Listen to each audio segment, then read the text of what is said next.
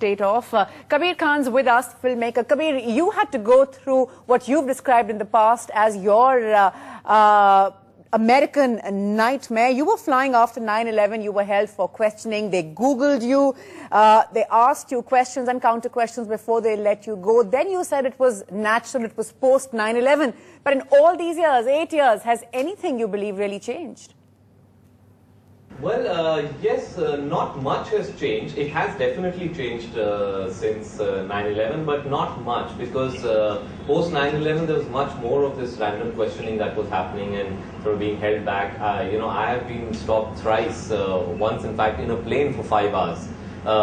For essentially because of my name and a few other co-passengers of mine who also happen to be Muslim. So unfortunately this kind of racial profiling is still on.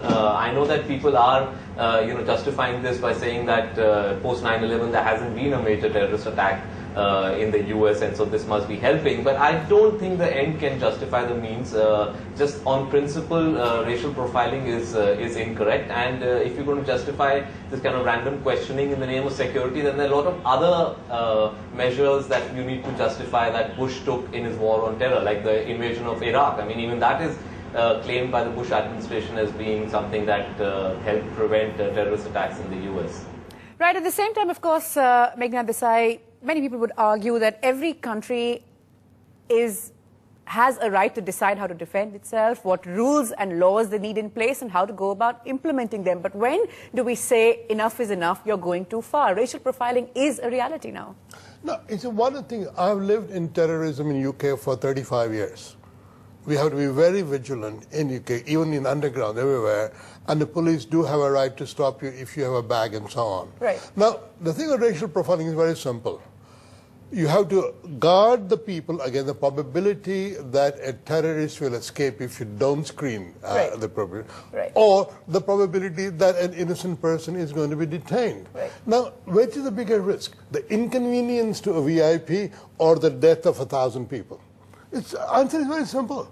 A country must do whatever it can, right or wrong, to protect its people. Even if that means that you identify someone based on the color of his skin or his last name, but because you believe that because of that he's more prone to commit a certain crime. Yeah, I mean, it happened to Ted Kennedy. You know that somebody used Ted Kennedy's name. He was a terrorist, so now Ted Kennedy cannot fly within U.S.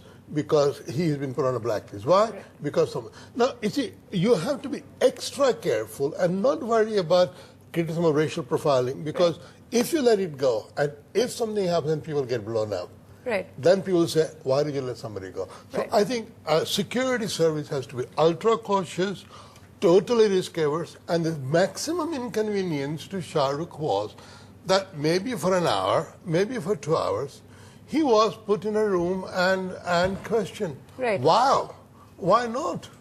Lots of other people are. Why does Shah Rukh think he's special? Because he gets VIP, because he's rich? He's like anybody else. He's a passenger.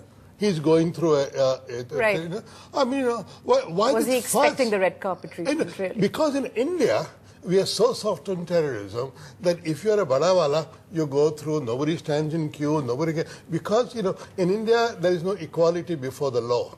The Nawabs can go away. Why perhaps explains why we like to drop names, of the world, like the Lal Bati. The rest of the world, you don't drop names, you're nobody's father-in-law, you're nobody's cousin, you go through the line like everybody else. Every minister in UK would be frisked. Yes or no? Do you believe that this was a case of racial profiling with Shah Rukh Khan? Bro, I think it probably was, but so what?